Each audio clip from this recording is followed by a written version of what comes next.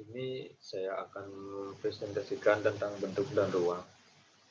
Pertama-tama saya akan perkenalkan diri terlebih dahulu. Nama saya Iwan Aditya Putra, IPM 059. Bentuk.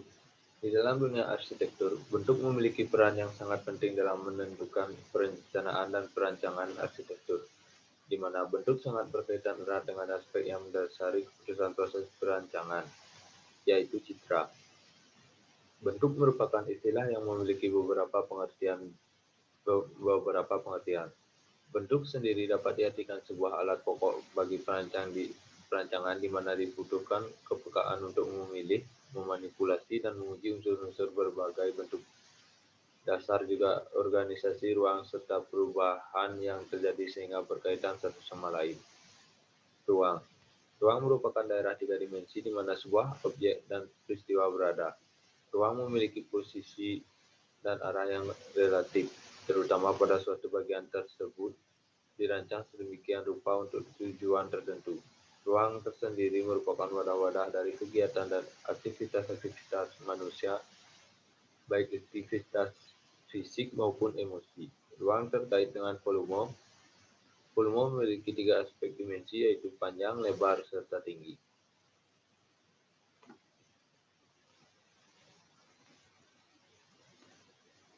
Elemen-elemen horizontal yang mendefinisikan ruang.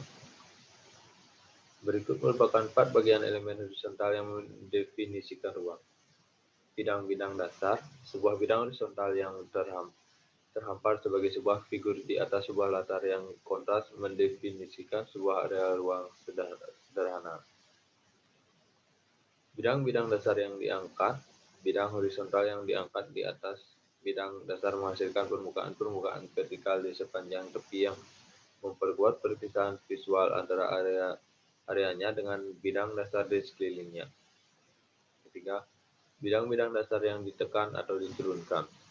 Bidang horizontal yang diturunkan dari bidang dasarnya memanfaatkan permukaan vertikal pada area yang lebih rendah untuk mendefinisikan sebuah volume ruang.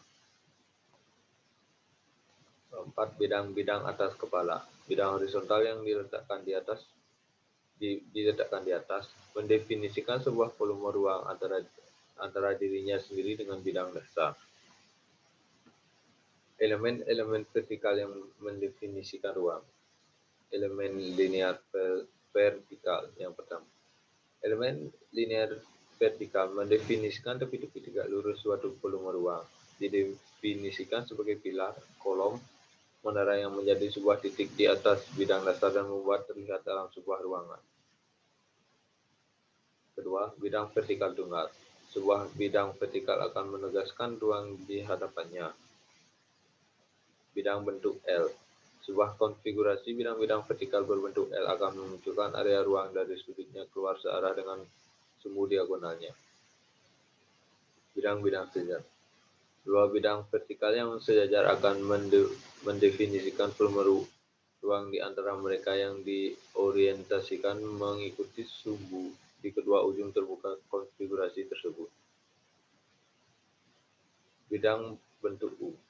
Sebuah konfigurasi bidang-bidang vertikal yang membentuk huruf U akan mendefinisikan volume ruang yang diorientasikan terutama menuju ujung terbuka pada konfigurasi tersebut. 4. Bidang penutup. 4 bidang vertikal akan menciptakan batas-batas ruang yang tertutup serta mempengaruhi area ruang di sekeliling penutup. Bukaan-bukaan elemen-elemen pendefinisi ruang. Bukaan-bukaan ini memberikan kemenerusan pada ruang-ruang yang berdekatan seperti jendela yang memungkinkan cahaya masuk ke dalam ruangan, dapat memberikan pandangan dari dalam keluar, dan memberi ventilasi alami bagi ruang. Bukaan dalam ruang ada 3 bagian, yaitu bukaan-bukaan di dalam ruang. Bukaan ini dapat sebenarnya ditempatkan pada dinding atau bidang atas seperti langit-langit dan seluruh sisinya dikelilingi oleh permukaan bidang itu tersendiri. Bukaan-bukaan di sudut. Bukaan ini ditempatkan di langit-langit suatu ruangan. Bukaan-bukaan di antara bidang. Bukaan ini diperpanjang secara vertikal pada langit-langit, dia dapat diperbesar untuk mendapatkan dinding dari sebuah ruangan.